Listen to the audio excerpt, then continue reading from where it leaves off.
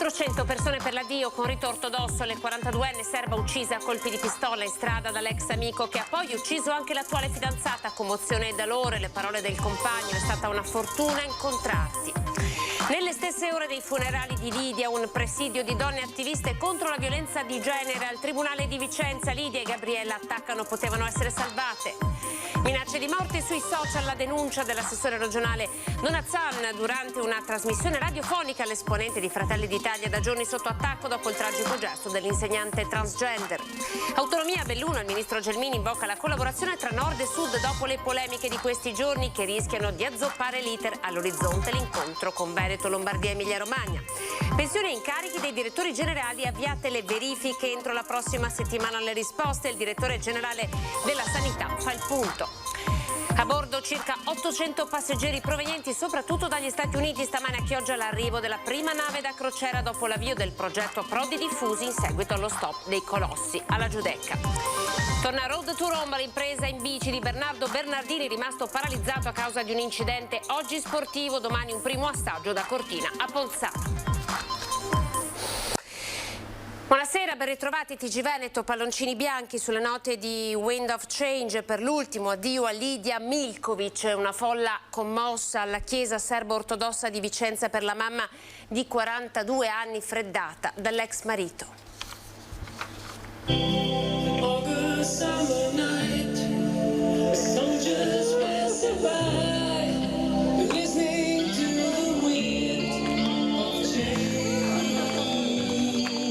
Palloncini bianchi per l'ultimo saluto a Lidia Milikovic sulle note di Wind of Change. Chiesa serbo-ortodossa di San Luca a Vicenza, gremita, lacrime, dolore, incredulità risuonano mentre si svolge il rito, con le candele accese a testimoniare la nostra appartenenza alla luce divina. E poi il ricordo di un sorriso spezzato dalla violenza. Una cosa che tutti mi hanno detto che l'hanno contraddistinta nella sua vita è il sorriso. A volte era un sorriso con gli occhi tristi e poi era diventato un sorriso con gli occhi felici.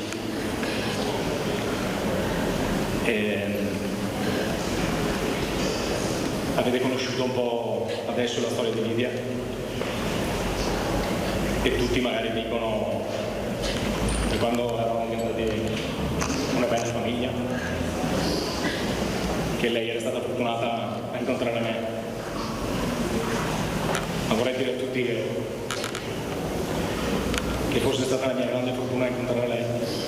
Circa 350 le persone arrivate per l'ultimo addio alla mamma 42enne uccisa con Gabriela Serrano nel duplice omicidio avvenuto l'8 giugno al quartiere Gogna, tragedia che ha straziato la comunità. A celebrare il funerale il reverendo Radovic, arrivato da Trieste, parroco della chiesa serbo-ortodossa di San Spiridione, che ha invitato la comunità alla preghiera in nome dell'amore e del rispetto verso il dono della vita.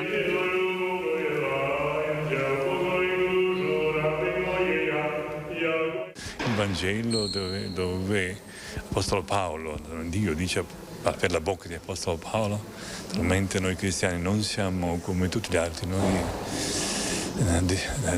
Dio non ci ha lasciati delusi perché noi abbiamo speranza, per noi non muore speranza. La folla commossa si è stretta nel dolore dei familiari, i figli di Lidia, i suoi genitori, Gordana e Dragan, il fratello, la sorella Sania, che hanno accompagnato le spoglie per la sepoltura a Schio. E nelle stesse ore dei funerali di Lidia, un presidio di donne attiviste contro la violenza di genere era al Tribunale di Vicenza. Secondo loro le due donne potevano essere salvate. Viviamo con il dolore nel cuore e con una rabbia determinata e fortissima. A nome delle donne madri di vittime di violenza maschile istituzionale denunciamo le condizioni di ingiustizia che subiamo insieme alle nostre figlie e figli da parte dello Stato italiano. Inizia così il documento che le rappresentanti di due associazioni di donne attiviste sopravvissute alle violenze di genere consegneranno al presidente del Tribunale di Vicenza Alberto Rizzo. Nel giorno dei funerali di Lidia Milikovic queste donne donne esprimono la loro protesta contro lo Stato e le istituzioni. Lidia e Gabriella potevano essere salvate con leggi più severe. Il documento verrà inviato anche al ministro della Giustizia Marta Cartabia perché, dicono, il sistema sottostima, svilisce e ignora le denunce. Al posto di rinchiudere le madri e i bambini vittime di violenza nelle case rifugio bisogna rinchiudere i violenti. Deve smettere questa presa in giro dei percorsi riabilitativi, dei trattamenti riabilitativi per maschi violenti. Bisogna seguire l'esempio di altri paesi europei, che c'è un esempio funzionale. In Spagna hanno una lei integrale da più di 15 anni che funziona, gli uomini violenti hanno il braccialetto elettronico e ci sono degli esperti dedicati a controllare la sicurezza delle donne. Questo bisognava fare. L'assassino è una persona normale che aiuta il cagnetto a attraversare la strada, che recupera il gattino randagio. E poi dopo però uccide. Perché se per caso la gente ha una doppia personalità, è brava anche a mascherare quello che uno è rancore che si porta dentro. Femminicidio in vita, dal momento che la violenza viene cancellata, ridotta a normale conflitto. I violenti li proteggete e li giustificate! Noi pretendiamo che chi ha consentito a Zatlan di massacrare 2 donne si assuma le responsabilità delle proprie scelte, perché di scelte si è trattato, e consideriamo lo Stato italiano responsabile di non avere saputo proteggere le vittime. Ci auguriamo che l'invio di ispettori al Tribunale non sia soltanto una misura di facciata, ma porti ad affrontare in modo sostanziale le problematiche che abbiamo esposto e denunciato. Ed ora parla Silvia De Giorgi, la donna che sarà risarcita dallo Stato italiano per non essere stata protetta dai giudici a cui si era rivolta per denunciare le violenze del marito. È stato sconfortante vedere che l'istituzione consentiva al padre dei miei figli di continuare ad aggredirci sotto molteplici fronti e non lo ha mai bloccato. Questo è stato il dolore più grande, essere vittime continuamente della sua malevolenza, ma vittime 2 volte perché le istituzioni, anziché aiutarci, ci hanno messi ancora di più in difficoltà. Per anni Silvia, vittima di violenze, minacce e soprusi, ha dovuto difendersi, talvolta giustificarsi senza mai essere protetta. Anni dove alle sofferenze si aggiungeva lo sconforto dell'ingiustizia. Silvia De Giorgi però non si è arresa e la sua tenacia, insieme a quella dei suoi avvocati Marcello Stellini e Valentina Alberioli, è stata premiata. La Corte europea dei diritti dell'uomo ha stabilito che la donna padovana vittima di violenza da parte dell'ex marito dovrà essere risarcita con 10.000 euro dallo Stato per non essere stata tutelata e protetta dai giudici. Io ho avuto paura per la mia vita e per quella dei miei figli un numero infinito di volte, perché quando si è dentro a questo vortice la psicologia ti porta ad allontanarti da tutto e da tutti, ti metti in un angolo e sei solo tu. Il solo tu ti mette nella condizione di acuire tutte le percezioni e di avere paura anche di dire agli altri quello che ti sta capitando, perché il giudizio è uno dei timori più grandi che arrivano. Silvia è stata colpita con un casco dall'ex marito nel 2015 e per questo l'uomo è a processo, ma non è mai stato giudicato per tutte le altre minacce e per le mancanze nei confronti dei figli. Ora la donna e i 3 ragazzi si sono rifatti una vita fuori dal Veneto e il risarcimento e il riconoscimento arrivato dalla Corte di Strasburgo le hanno parzialmente restituito la fiducia nelle istituzioni. Ho acquisito la consapevolezza del fatto che, come sempre, è necessario lottare per ottenere qualcosa e che bisogna farlo da soli. Rispetto al fatto che la giustizia faccia il suo corso e quindi punisca, perché di fatto chi ha commesso tutta questa roba è impunito, lo desidero, ma non lo so. Dopo il presidio di ieri a Padova, in attesa di quello di domani a Treviso, oggi davanti al Ministero dell'Istruzione a Roma una manifestazione nei confronti di Chloe Bianco per esprimere a lei solidarietà, all'insegnante transgender che si è tolta la vita nei giorni scorsi, polemiche che hanno investito anche l'assessora regionale Elena Donazzani. La diretta interessata stamane a Radio 24 ha denunciato l'odio social nei suoi confronti. Da 3 giorni i miei social sono attaccati con minacce di morte, con parole di offesa a me, alla mia famiglia, alla mia vita, quindi insomma diciamo che la responsabilità di alzare i toni è dall'altra parte. Rigetta le accuse e rilancia denunciando il clima di odio social nei suoi confronti. Elena Donazzan ai microfoni di 24 Mattina, trasmissione di Radio 24. Sul piatto c'è la polemica dopo la tragica morte di Chloe Bianco, l'ex insegnante transgender, il cui corpo carbonizzato è stato trovato nel camper ad Auronzo di Cadore la scorsa settimana. Un suicidio annunciato, una spirale di depressione iniziata 7 anni fa, dopo che il caso scoppiò in una scuola di Sandona di Piave. È sconvolgente che il movimento, perché si tratta insomma sostanzialmente del movimento LGBT che sta usando, questa è una cosa abbastanza sconvolgente per me, sta usando la morte tragica di una persona per farne una polemica politica. Perché secondo il movimento LGBT fu proprio l'accanimento di Donazzan e il demansionamento successivo dell'insegnante a causare quello smarrimento e quella solitudine raccontati in un blog fino a poco prima del tragico gesto. Ma Donazzan non ci sta e ricorda il post del novembre 2015 nel quale pubblicava la mail del genitore che aveva denunciato l'entrata in aula dell'insegnante in ambiti femminili. Io scrissi, perché ce l'ho davanti, un papà mi ha scritto questa email.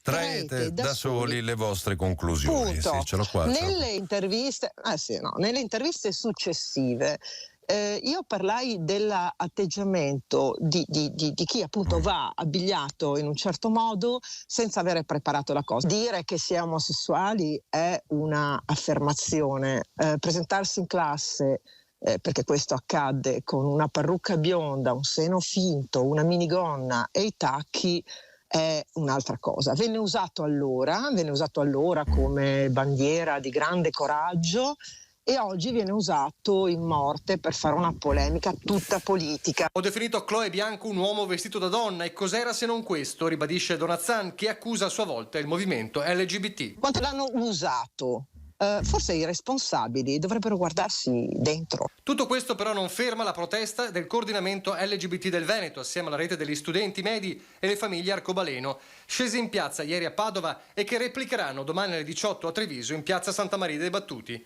Un presidio per Chloe Bianco e tutte le vittime di transfobia e per chiedere responsabilità, spiegano, a una politica che non sembra capace di garantire a chiunque gli stessi diritti, soprattutto quello ad esistere.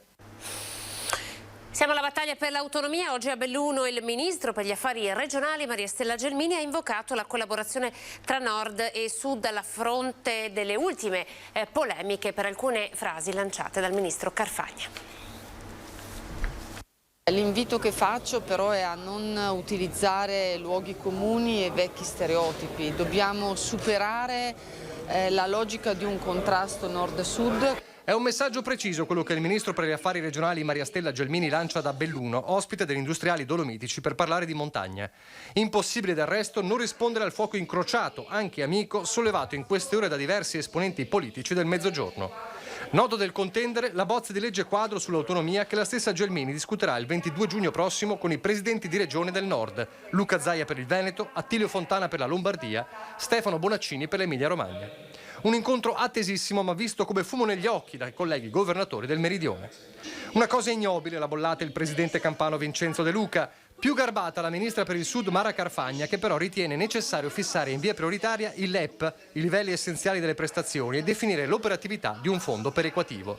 Richieste che potrebbero rallentare l'intera partita. Gelmini, dal canto suo, cerca di stemperare i toni, ma non senza una puntualizzazione. Anche in assenza di autonomia mi pare che i divari nel tempo siano cresciuti e quindi io penso che attraverso l'attuazione dell'articolo 116 della Costituzione ci sia la possibilità di delineare meglio le competenze delle regioni e dare risposte a quei territori dove anche alla luce di referendum è stato chiesto un di più di autonomia. Autonomia dei territori sulla quale si è soffermato con la stessa Gelmini anche il sindaco di Treviso Mario Conte in qualità di rappresentante dei comuni veneti.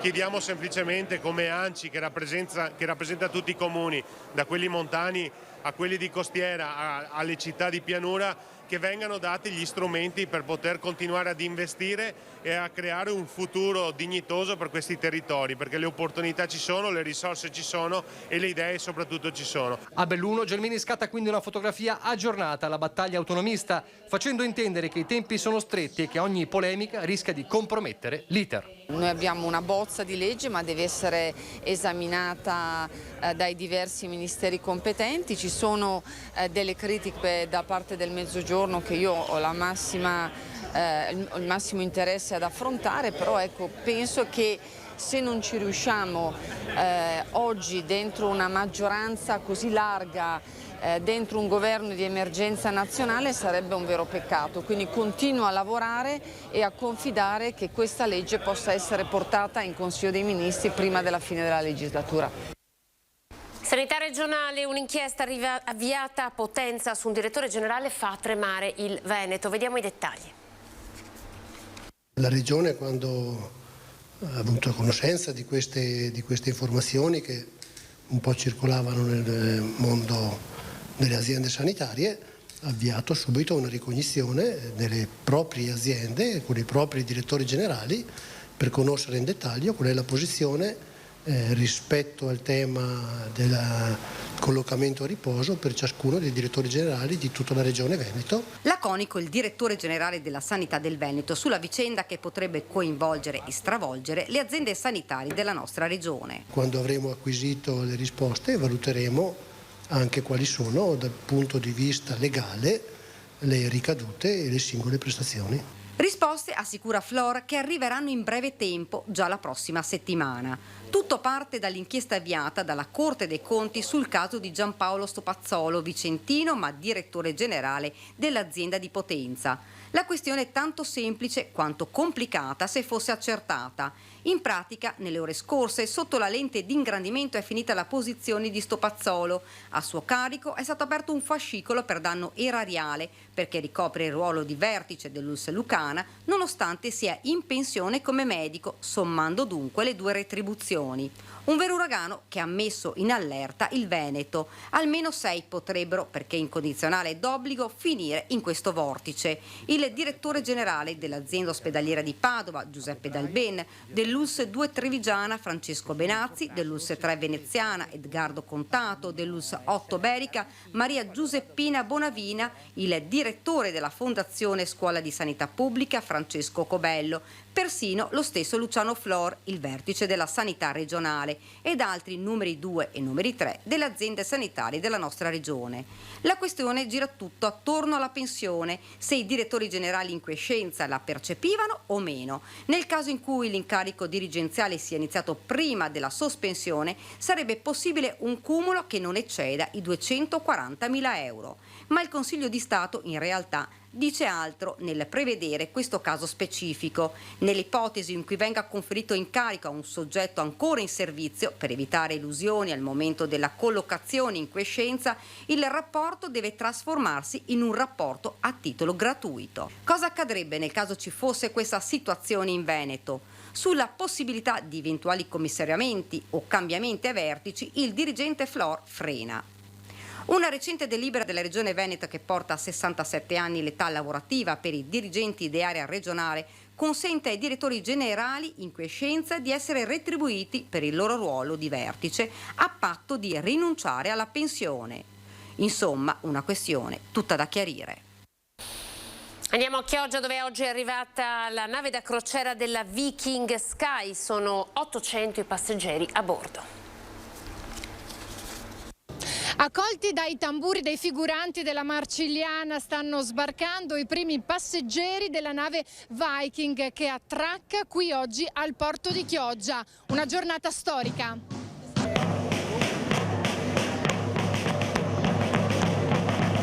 A bordo circa 800 passeggeri provenienti soprattutto dagli Stati Uniti. We are visiting our favorite Visiteremo la nostra piazza preferita, Piazza San Marco. Berremo il più possibile e compreremo un vetro di Murano che sicuramente roperemo quando arriveremo a casa, ci racconta questa turista del New Mexico. Un evento significativo per la città e per la portualità veneziana. Chioggia infatti è entrata a far parte del progetto degli approdi diffusi predisposto dall'autorità portuale dopo l'estromissione delle navi dal canale della Giudecca. Ad accoglierla autorità civili e militari. Ma è un'opportunità per turismo nuovo che arriva nella nostra splendida città, è un'opportunità anche di lavoro e di sviluppo comunque del territorio della città di Chioggia. Quindi una soddisfazione immensa. Siamo andati ad accogliere proprio in mare aperto la Viking Sky. Un progetto fortemente voluto dal sindaco e realizzato in sinergia con autorità portuale e capitaneria di porto. Abbiamo fatto una corsa in avanti per consentire l'arrivo di una nave che diversamente se ne sarebbe andata. Il nostro compito è quello di salvare la crocieristica, lo stiamo facendo con tutte le attività commissariali e questo è un primo passo anche per dare un'ulteriore possibilità. Il governo ieri ha anche sancito l'estensione dei poteri del commissario a Chioggia, quindi noi abbiamo un pochino anticipato per oggi le decisioni del governo. Da domani le navi arriveranno anche alla banchina Lombardia, quindi non solo la banchina Liguria che era stata inaugurata dal ministro Giovannini, ma abbiamo firmato oggi tutti gli atti che autorizzano ad andare anche alla Lombardia come previsto dal decreto. Lo scalo clodiense è stato scelto dalla compagnia per l'itinerario dell'Adriatico orientale. La nave farà rotta verso Spalato per raggiungere i porti di Dubrovnik, Kotor, Corfù e Olimpia. La Viking Sky resterà ormeggiata a Chioggia fino a domenica, ma le ambizioni del comune sono di consolidare il progetto. A Chioggia stiamo lavorando per avanzare, ma non per far concorrenza a Venezia, perché poi qualche passeggero sicuramente andrà in visita a Venezia, a Padova e nel nostro Veneto. Però puntiamo molto già in questi primi 3 giorni a far trattenere i passeggeri a Chioggia e vorrei che Chioggia diventasse l'hub della Viking. Quindi Chioggia un porto sicuro che non dice no alle crociere, ma che vuole collaborare con la Viking e perché no? Chioggia è un punto di partenza e di arrivo per tutte le toccate della Viking nell'Adriatico, nel nord dell'Adriatico. Torna la Road to Rome, l'impresa in bicicletta di Bernardo Bernardini, lo abbiamo intervistato. Bernardini rimonta in sella la Volta di Roma, da Treviso alla capitale, con l'intento, anche questa volta, di raccogliere seguito, portare con sé altre persone con disabilità, convincendole che anche i limiti si possono superare. Una sfida sportiva inclusiva, condotta accanto all'amico ipovedente Cristiano Carnevale ed altri 8 amanti delle 2 ruote. Siamo riusciti ad andare oltre la chiusura del mondo della disabilità. Molto spesso, appunto, i disabili fanno attività solo tra di loro, un po' per timore, un po' per una comodità emotiva anche. Riuscire a condividere lo sport assieme ci permette di conoscere gli altri e di farci conoscere, andando oltre le diversità. Bernardini, rimasto paralizzato a causa di un incidente aereo, con l'impegno e la forza di volontà torna a camminare dopo 2 anni. Successivamente le sue gambe ricominciano anche a correre e pedalare. Assieme a 2 cari amici, Andrea Vidotti e Roberto Zanlorenzi, fonda la società sportiva For All, attraverso cui organizza eventi che mettono fianco a fianco normodotati e disabili, oppure portano la disabilità lungo le strade. Avevamo ideato un evento sportivo inclusivo che era un duathlon, perciò corsa bicicorsa, all'interno dell'aeroporto militare di Strana. E abbiamo coinvolto l'onorevole Giuseppe Versace più a livello semplicemente informativo. Lei ha detto che sarebbe venuta volentieri e io, un po' così per gioco, le ho detto: guarda, se vieni veramente ti porto l'invito in bici a Roma. E così nasce la Road to Rome nel 2019. Quest'anno il suo viaggio sarà anche un crowdfunding per sostenere il filo di Simo. Perché diano la possibilità di far fare attività sportiva ai ragazzi che soffrono di depressione e che sono in cura presso gli psicologi. Questo come ulteriore aiuto e proprio per andare a lavorare su quell'immagine che abbiamo di noi e così cominciare piano piano a sgretolare delle convinzioni che poi ci bloccano in delle situazioni estremamente difficili.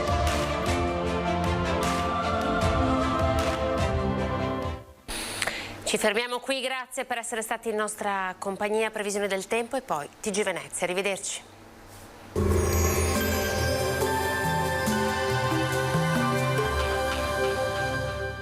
Autodemolizioni Signor, a Villorba dal 1969 al vostro servizio. Rottamazione auto, vendita ricambi nuovi e usati, vendita autovetture sinistrate o usate. Bentrovati al meteo. L'alta pressione continua a garantire tempo stabile e siamo nel pieno di un'intensa ondata bollente che sta riguardando mezza Europa, ma vediamo il dettaglio di sabato 18 giugno.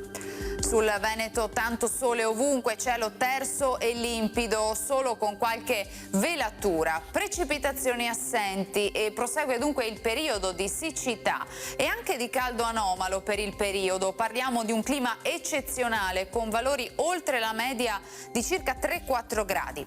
Temperature minime tra 16 e 22 gradi, massime invece comprese tra i 29 e i 33 all'incirca. Ci spostiamo ora sul Friuli Venezia Giulia, dove sarà soleggiato e sereno. Farà caldo, specie in pianura, mentre venti di brezza mitigheranno le zone costiere. Temperature minime sui 16-22 gradi, massime intorno ai 30-32 gradi.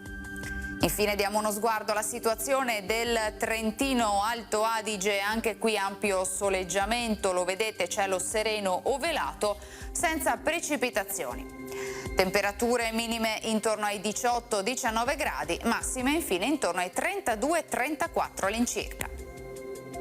Dal meteo di Antena 3 per ora è tutto, grazie per l'attenzione, arrivederci.